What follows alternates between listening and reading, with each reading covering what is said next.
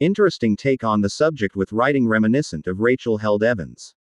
I suspect Bauer would have admired much about the late great Evans, even if they didn't agree on every particular.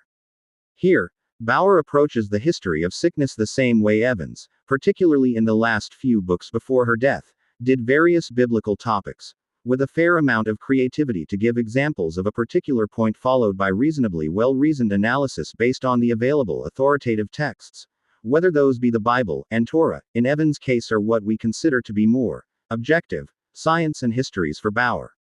Bauer does a truly great job here with the scenarios she creates usually at the beginning of each chapter, showing both how a modern, 21st century-ish approach to the next topic looks, usually in a way most current readers will readily identify with or at least have heard of, and a more historical perspective would look on that same topic, with historical perspective here ranging from prehistory through roughly the World War II period.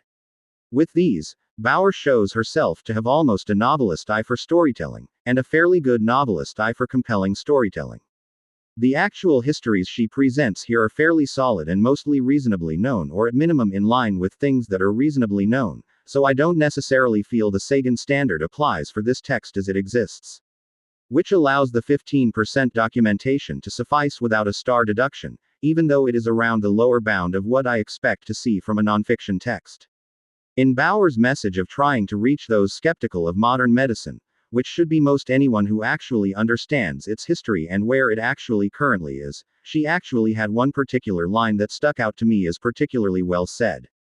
If you're going to try to convince people of something that is going to deprive them of something vital, freedom, agency, control, their livelihood, anything less than an ironclad case isn't going to do the trick.